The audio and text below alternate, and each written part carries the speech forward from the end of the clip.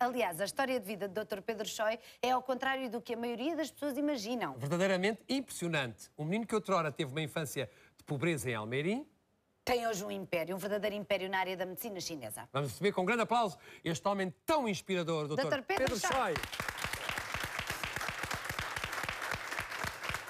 Boa tarde. Boa tarde, Tânia. Boa tarde, João. Boa tarde a todos os que estão a vir agora. Bem-vindo ao Portugal no Coração. Antes de mais, há aqui uma grande curiosidade sobre a sua gravata, Dr. Pedro Choi, que é um poema. É um poema de Lao Tse e, na prática, é uma metáfora. E, resumindo, diz que os atributos do interior e da mente são muito mais importantes do que os atributos exteriores. Não só os da estética, mas também qualquer outro atributo do corpo. A alma é mais importante do que o corpo, de uma forma resumida. E esse é exatamente o conceito que está por trás da medicina tradicional chinesa. Primeiro o interior e depois o exterior. Sim, sobretudo quando nós pensamos em medicina chinesa, nós pensamos sempre que é preciso agir na raiz, fazemos uma distinção entre raiz e sintomas, e por isso achamos que se deve sempre agir na raiz, ou seja, no interior. A menina então engloba tudo, a raiz e o exterior. Ele hoje está de tudo. Não, mas é verdade. Ela é bonita por dentro e bonita por fora. Oh, fofinho, obrigada. Ele é muito querido. Sem dúvida, sem dúvida. Não vou... Mas recuando aqui uns aninhos, bem, uns 5 ou 6, recordando a sua infância, o Dr. Pedro Choi não nasceu... 5 ou 6. Eu não tenho problemas com a idade, estou a caminho dos 51. Quem diria? E a idade... Aliás, essa é outra das diferenças da cultura chinesa em relação ao ocidental, é que os chineses valorizam a idade. E por isso as pessoas não têm vergonha de ter mais anos, claro. Antes pelo contrário, sentem-se confortáveis com a idade que têm. Portanto, já foi há 51 anos. Mas nasceu cá, não nasceu cá? Não, eu nasci em Macau. Em Macau. Mas foi em Almeirim que passou a sua infância. Sim. O meu pai, que é de Santarém, e a minha avó vivia em Almeirim quando nós viemos de Macau. Eu vim de Macau, tinha 6 meses quando cheguei a Macau. De forma, era ainda um bebê de colo para todos os efeitos. E, naturalmente, viemos para Almeirim, era onde estava a mãe do meu pai. Muito bem. Entretanto, como é que foi a sua infância em Almeirim? É assim, eu acho que em relação às pessoas que que viviam em Almeirim na altura, era uma infância relativamente normal. Na altura, é preciso lembrar que em 1960 vivíamos sob uma ditadura, e que havia os muito ricos e os muito pobres, e eu fazia parte dos muito pobres. Ou seja, nós não tínhamos grande coisa, vivíamos numa casa. Tu alguma vez já acalentava o sonho de ter a vida que hoje tem?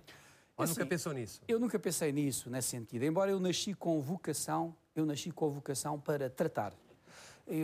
Há crianças que hesitam muito em que se lhes pergunta o que é que queres ser, se um quer ser bombeiro, polícia, outra coisa qualquer, e depois encontra a vocação noutra área qualquer da vida. Eu sempre quis curar. Não sabia exatamente que animal. Acabou por ser o bicho-homem. Mas sempre tive vocação para curar. Lembro-me ainda muito pequenino, eu tratava os animais, os pássaros que caíam do ninho, tentava recuperá-los, salvá-los e retribuí-los à natureza. E mesmo quando foi à altura de ter que decidir entre escolher estudar medicina, eu tinha grandes hesitações, não sabia se queria medicina humana ou veterinária, e foi moeda ao ar, não conseguia escolher. De forma que a vocação foi sempre, desde sempre, tratar. Nesse sentido, evidentemente que tratar é uma profissão bem remunerada e, sobretudo, se falarmos das medicinas, das diversas medicinas, e, nesse sentido, consegui um nível de vida bastante superior ao que esperava. Também não era fácil uma pessoa na minha condição social, na altura, enquanto criança, chegar à universidade, porque nós sabemos do que custa ter um filho na universidade, e ter um filho na universidade custaria talvez o salário do meu pai, e nós éramos 4 filhos. Portanto, ele não podia dar-nos o salário para ir para a universidade, e o resto tudo, as 6 pessoas da família tinham que viver. A minha mãe, chinesa, que foi não falava português. Sempre muito grande para si? Sem dúvida. A minha mãe e o meu pai são 2 excelentes educadores. Infelizmente a minha mãe não está entre nós. Faz hoje justamente 4 anos que a minha mãe faleceu. De forma que é um marco histórico também. Foi uma pessoa que marcou Almeirim também, não só nos marcou a família toda. Ela chegou a Almeirim, não falava português, Teve que educar 4 filhos, sozinha. Sozinha porque o meu pai era militar de carreira, mas um militar de baixa patente. Portanto, foi daquelas pessoas que foi para a tropa também para fugir à miséria. Era uma das opções de vida. Aos 17 anos, ofereceu-se voluntário e foi para a tropa. Na altura, penso que na 4ª classe teria. Ele foi estudante, foi autodidata. Aliás, é o responsável pelo facto de todos os filhos terem tido muito sucesso escolar. Justamente porque ele estimulava-nos muito a estudar, mesmo muito, muito. E acabou por fazer sozinho a escolaridade, o liceu todo. E lembro-me que o meu pai estava em África, porque houve uma guerra colonial, e nessa altura foi por isso que nós fomos criados sem pai, não porque o nosso pai não quisesse estar perto de nós, mas porque infelizmente houve uma guerra e ele passou os meus primeiros 15 anos de vida na guerra. E vinha cá de vez em quando, nos poucos períodos, mas estávamos sempre em comunicação. Ele chegava a mandar-nos pelo correio problemas de matemática para nós resolvermos, pelos telegramas da altura, que era um tipo de comunicação especial para os militares. Peço desculpa, não eram os telegramas, tinha outro nome, não me lembro agora. Telégrafo. Aerogramas. Alguém me lembrou agora. Obrigado. Obrigado. Aerogramas. Era uma carta com formato especial. Ele enviava-nos problemas de matemática para nós resolvermos. Ele era fã de matemática. É um homem que, apesar de não ter estudado, é capaz de ser das pessoas que eu conheço que mais leu. Ele tem uma biblioteca enorme e sempre leu toda a vida. Portanto, foi um homem que nos estimulou muito a estudar. E eu penso que eu sou uma pessoa que dá uma importância grande à educação. Aliás, penso, e aqui já é uma perspectiva política, que os Estados deviam de garantir a todos os cidadãos, em pé de igualdade, a educação e a saúde. Porque são aquelas coisas que são básicas para as pessoas conseguirem evoluir e saltar de patamar.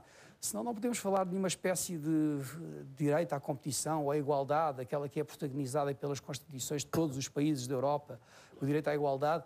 Na verdade, esse direito à igualdade é fictício. Reparem, quais são as possibilidades de uma pessoa que é filho de um operário de chegar à universidade e licenciar-se em medicina, em Portugal, por exemplo? A probabilidade é ridícula, absolutamente ridícula.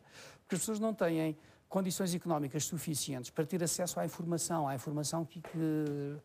especializada. Foi o que nos aconteceu a nós. Nós talvez, eu penso que tínhamos uma outra característica, que foi a educação chinesa, que tem uma importância muito grande. Os chineses são melhores na escola do que os europeus. Atenção, ninguém me vai bater lá fora quando eu chegar e disser isto. Era o que faltava, que nós não deixávamos. É uma questão de maneira de estar na vida. A minha mãe educou-nos sempre no sentido de que a noção de obrigação. Qual é a obrigação de cada indivíduo? A característica da cultura chinesa é que cada pessoa tem que saber qual é o seu lugar, qual é o seu papel. E o lugar do aluno é aprender. Eu tive problemas com muitos colegas meus porque insurgia-me contra eles quando faziam barulho nas aulas.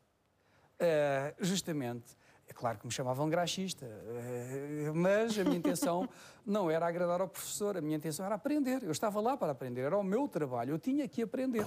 Era isso que eu estava lá para fazer.